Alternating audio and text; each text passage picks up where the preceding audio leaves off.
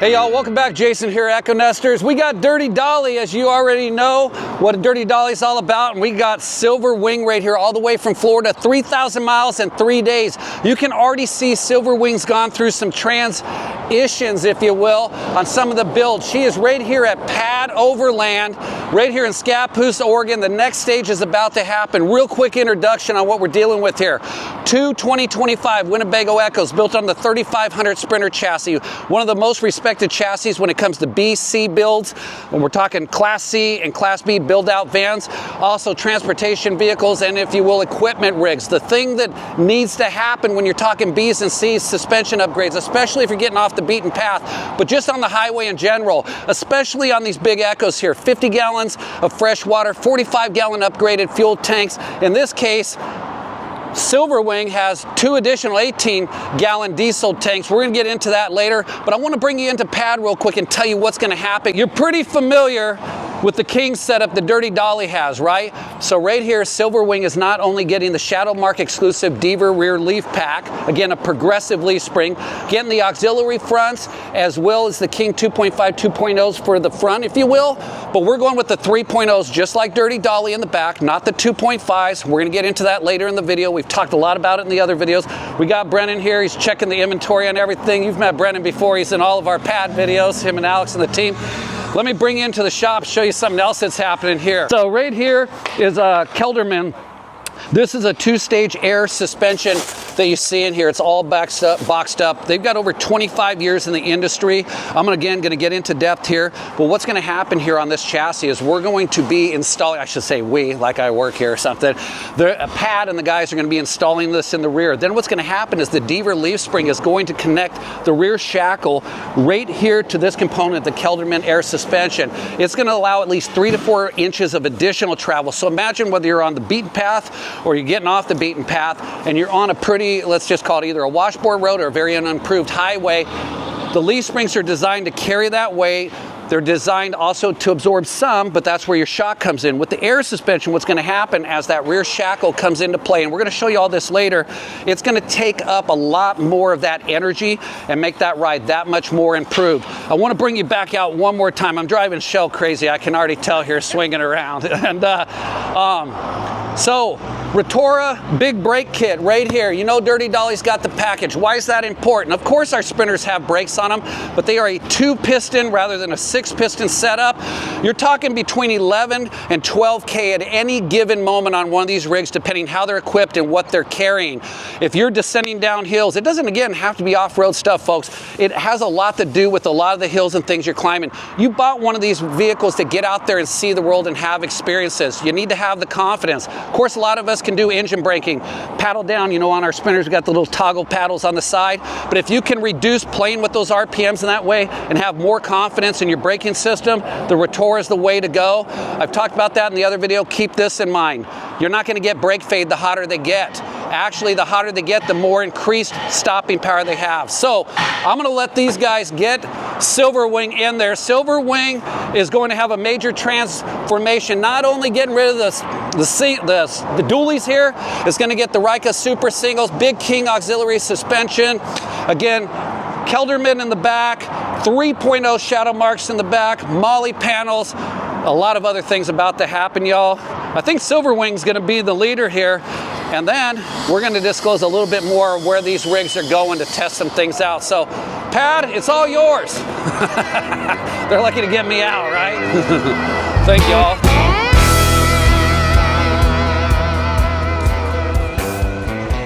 Hey y'all, welcome back. Jason here, Echo Nesters. As in the very beginning of this video when we did the introduction, we are at Pad Overland right here in Scappoose, and I got Joel right here with Pad, and I'm going to turn a lot of this over to Joel in a moment, but I have to tell you, this came all the way from Florida, 3,000 miles to show right up here at Pad to get an array of stuff done. Now, the interesting thing about this is, as we're going through there, the videos that you've seen before, some of this can be redundant, but we got a special surprise when we get to the rear end. Would you say, Joel?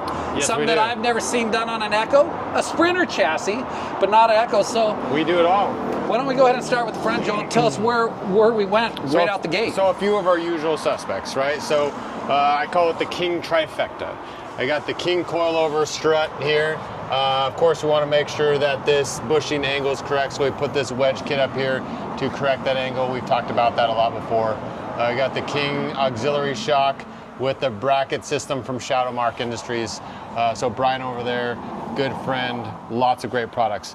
Our next usual suspect is the Toyo RT Trail in the 295 7017 with the Rika super single wheels. So one of the nice things that they got now is that center cap, the Rika cap. Complement this. Yeah, the new version has the center cap.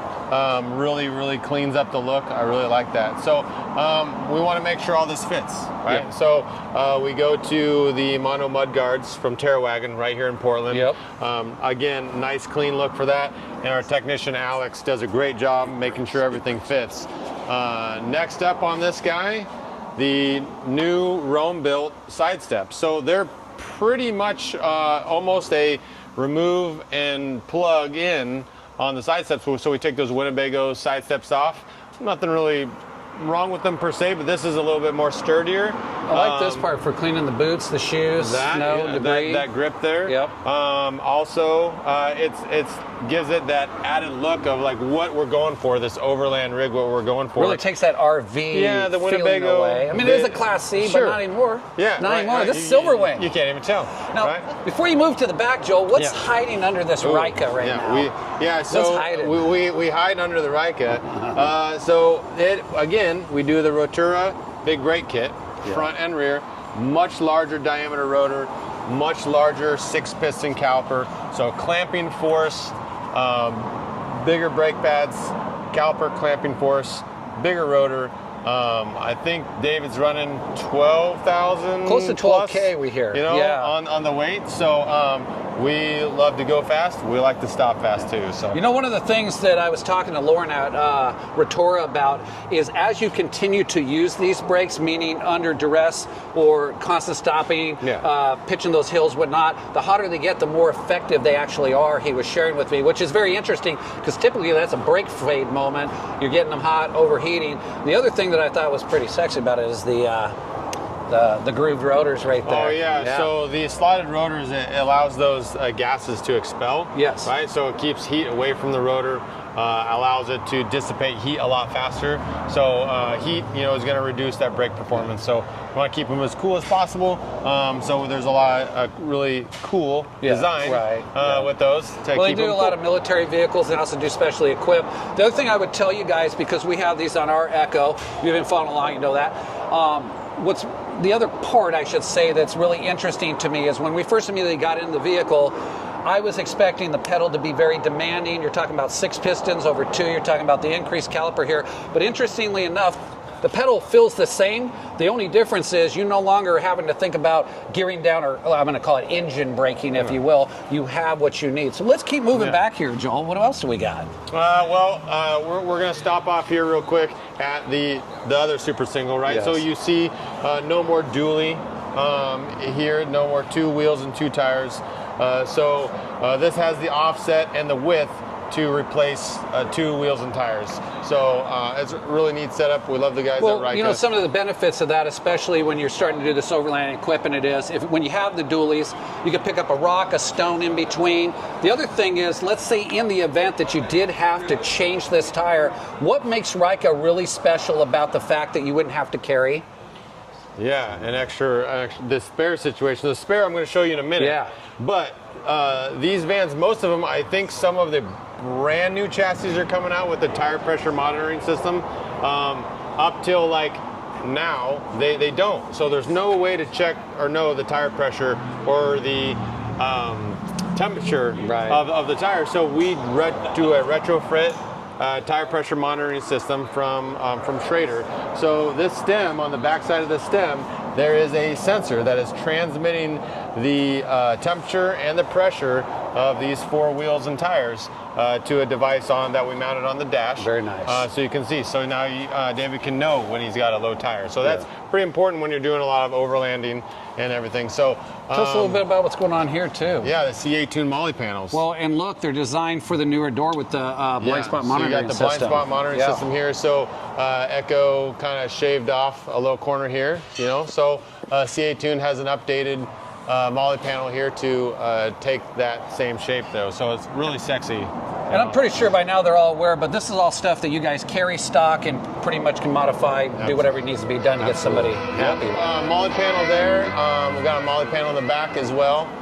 So this is the Rika spare. So this is dual drilled, right? So you got a tapered hole here, and you got a tapered hole on the back side. So this can go on the front or the back of the van. And what's nice though is they do mark it spare. Yes. Now I know you're going to go there right now, but typically, I'm not going to tell what's going on and why we put this here, but typically this spare tire we would mount in a cage underneath, if I'm not mistaken, correct? CA2 again has that larger, deeper spare tire carrier cage to be able to fit the 295 7017 tire. Okay. So this is the Wilco Off-Road there in Burnett, Texas. Good friends of ours as well. So again, we were able to mount that. I hear. Shane is a great guy. So that is mounted there, and then this swings out here, so you can still get to that garage. Wow. So, and I noticed something. Another receiver? Another receiver and another receiver here. Good grief. So you can kind of load up whatever you need, bikes, accessories, other things. Yeah. And full access. That's incredible. So, and this hinge here, very, very stout, very smooth.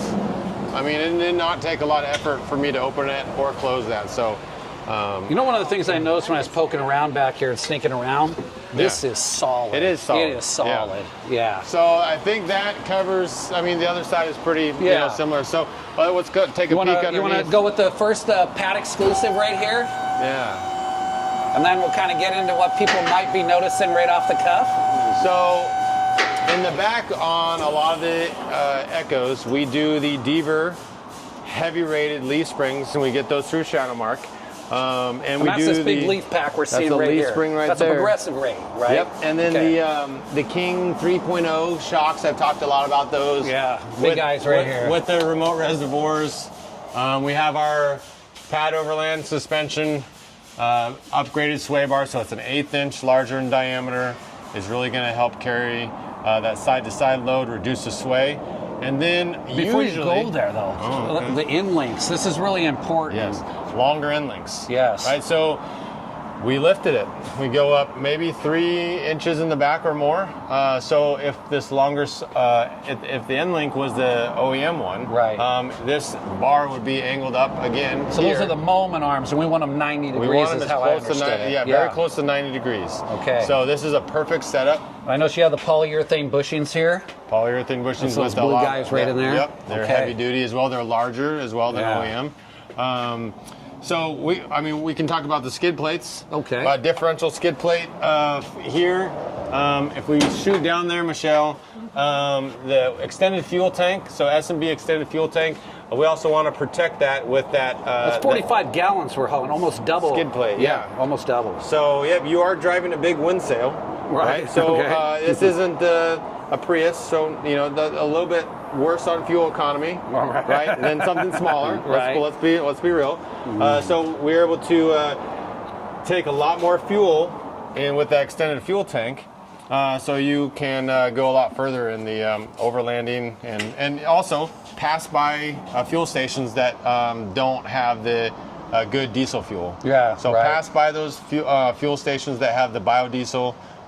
Fill up as much as possible with the good diesel, so you're carrying around the good diesel. We're studying with that Stanodyne diesel fuel additive as well. Tell us a little bit about that. I'm not familiar. That Stanodyne diesel fuel additive is it has a cetane value to it, so it's going to be again better on cold starts. It's going to keep the lubricity in that fuel up, because biodiesel will reduce the lubricity of your diesel fuel. Okay. And your fuel pump, the fuel injectors, they get lubrication from the diesel fuel. Okay. So that Stanodyne, I just learned something there. That Stanodyne does add a lot of lubricity back into the diesel fuel that you're going to lose with that biodiesel. And even a lot of the low or no biodiesel still has like 5% of biodiesel in it. So you really want that back.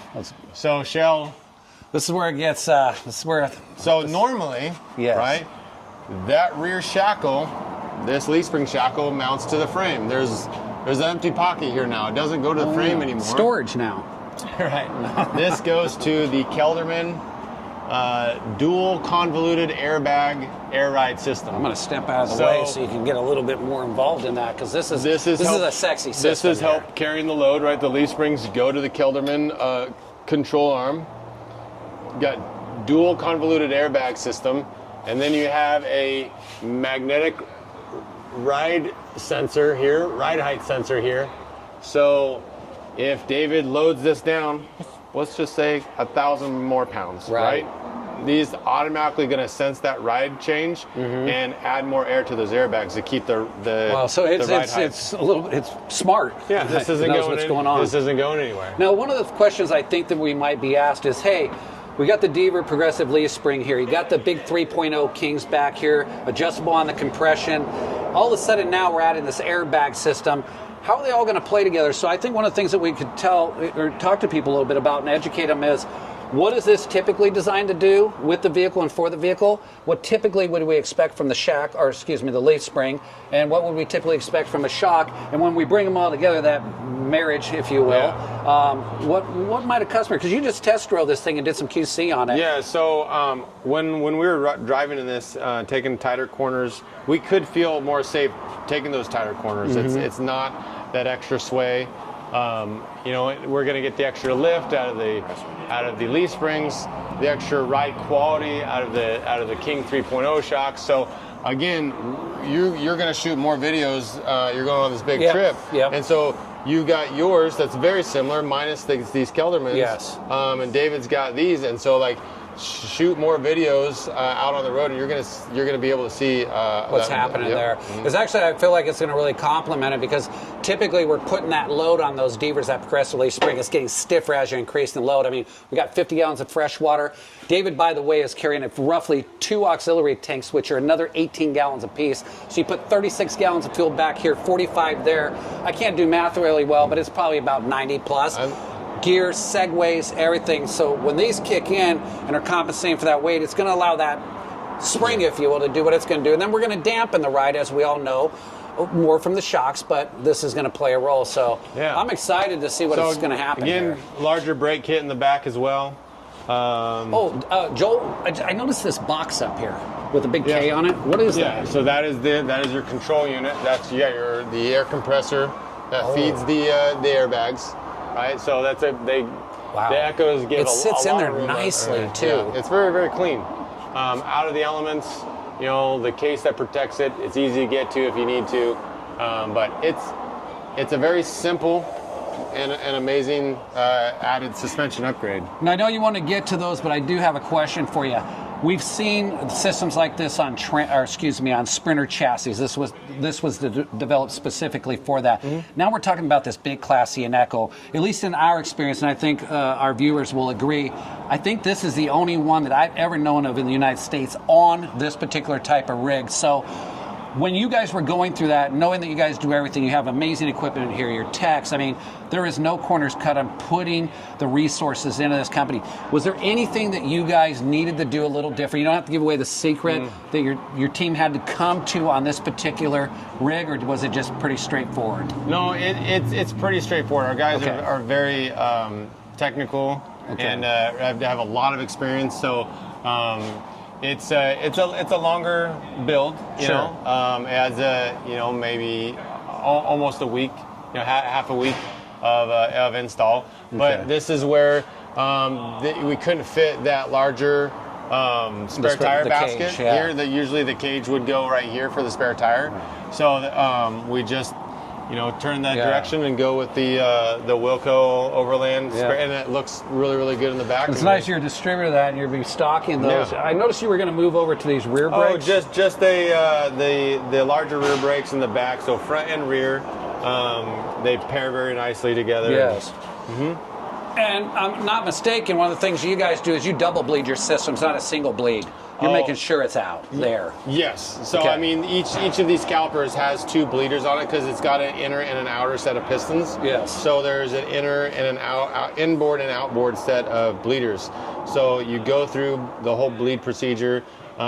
twice, and then we do it again even after a test drive. Okay. So all the air out. You know what I like? Multiple QCs. There was no exhaust modification on this, was there, to make all this happen? This one did not because Very nice. because Winnebago side dumps it. Yeah. Already. And I know you were pointing this out earlier, but that actually, I need that, by the way. Yeah. I need this, by the way. So yeah, so that's that. The extended fuel tank, Yes. skid plate, and then also the transfer case. As we move up here. And skid plate, yep, as Okay, well. So. since it's a little easier since I'm here. So right now we're protecting the transmission, transfer case. Yep. Wow, which is important because you hit this goes out in the field. You're dead in the road, so to speak. Skid It's plates still are very truck time. important. If you're planning on doing any kind of overlanding, protect the underside of it. So. You know, one of the things, and no pun intended, this rig's out of Florida, right? There's gators. But most of the gators that I'm talking about are on the highway, and those are the retreads that happen to come off of some of the semis and the vehicles, so we call those gators. You catch a gator underneath that cast aluminum oil pan, right underneath here without one of these. I've seen it happen. You can shut this system down quick, and what do you think a motor costs, 25K plus minus? Oh yeah, absolutely. So, very small, I mean, let's just call it cheap insurance, right? Yeah, it's cheap worth an ounce of prevention is worth a pound of cure, right? Yeah. So I noticed, I mean, we are fully, I'm going to use the word armored. Is that fair to say? I mean, we're kind of armored. Right? We take advantage of all the skid plate manufacturers. So Van Compass, Owl, you've got they it. do. Everything. And then we do have the this guy right here. Come on, Michelle. We went ahead and added the Van Compass driveline spacer driveline here. spacer. So Okay. we want to make sure that there's a boot here on this CV axle. I don't know if you can point right where my finger is at. So that when we lift the vans, from Mercedes, the engagement there on that drive shaft into that boot, the engagement is not quite as deep as it should be. And you can lose that, so to speak. So we can lose that. I've had vans come in where that's spinning grease out of it because the driveline engagement isn't fully there. So that added spacer makes sure that driveline shaft is fully engaged into that CV joint. So, yeah, that sounds important to me, especially, again, when you're starting to do this, you're equipping it this way, you're putting a bit of a lift on it, you're changing the geometry there, so good call on getting that on. Is there anything else underneath here? I mean, I'm kind of mesmerized. Well, we added in the Van Compass bump buddies, they call them. It is a taller and much larger bump stop. So the factory bump stop is a little, probably about half that size right there. So that's going to engage a lot sooner. Again, body roll, sway control. So anything in high winds or going off road, you're going to engage that bump stop because it's larger and bigger in diameter a lot sooner. And so we want that. We want to engage that and help control this body roll and sway. And as we move to the front, because when we say Pat does everything, what is the other thing you guys have the capability besides towing, big rigs, semis? You have a collision center right across the highway. Collision center. So we do painting over there as well because that has a lot to do with collision, Right. And so we have a great team over there. Kevin and Hong and David. Yeah, I've met Kevin. That guy's sharp. Yeah. So I'll show you in a minute when we go down. But we fixed the paint on the hood. Yes. So there was some chipping underneath. So the cabin chassis from the Sprinter came white. So they painted it this beautiful gray color. And so there's a little paint issue and the underside of that hood is white as well because they have everything shut. I'd say it's like mine. It looks horrible. So we painted actually the underside of it. Yes. And repainted the top. Because I can see that line. It's so clean now. There's no distraction. And again, if you're a guy like me or even like David and you're paying attention to the details like you guys do here, talking about details, well, how did you get selenite gray here? Well, we went ahead and paint matched the wind shackle and the D-rings. So, we have the ability to paint match. You got any extra paint for me hanging around? We could paint match the auxiliary shackles if you want. Right. We could paint match skid plates. Wow. whatever you want. So what do you think? Should we bring her down? Let's bring her down. Let's bring her down, y'all. So again, we're here at Pat Overland, Scappoose, Oregon. This is just a testament of one of many have come through, but I think this one has made the furthest journey. I mean, Florida. We've had some people close there come through Pat, and I say we've gotten to know Pat, we've gotten to know the team.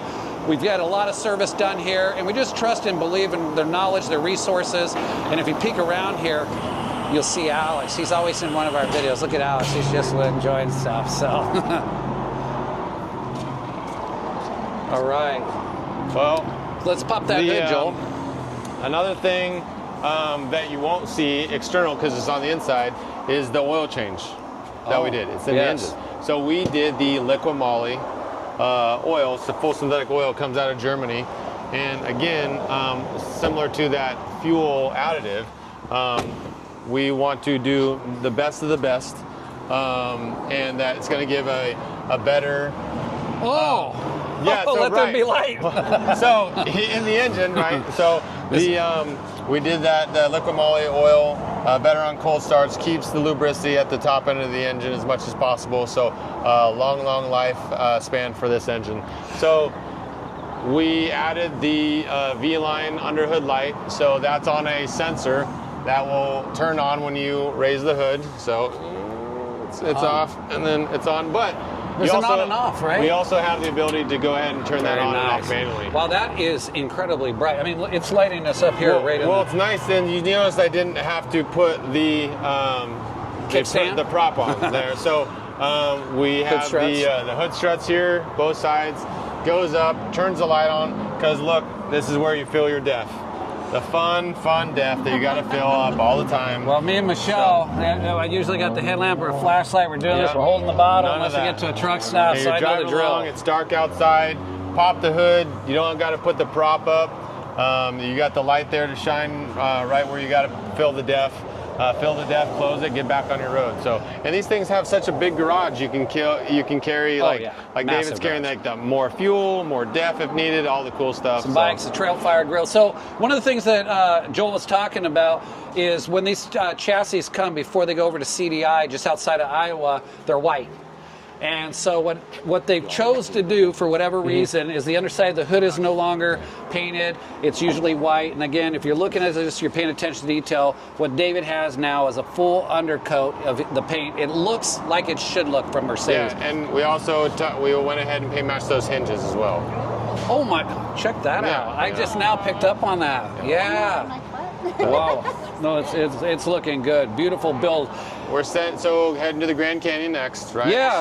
Yes. We went ahead and we're sending them with another set of engine air filter, cabin air filter. Get them on the road right. Yep. Yeah. So stay tuned for a lot of that stuff. It's going to be epic. There's 3 EKKOs going. Typically, there's Class Bs involved. These big daddies right here, Class C, 11, 12, 12.5. We're not going to tell you what this thing weighs. You know, we just got to keep that top secret information, right? But she's capable of doing it. So if you have any more questions, make sure you contact Joel right here at Pat Overland in Scappoose.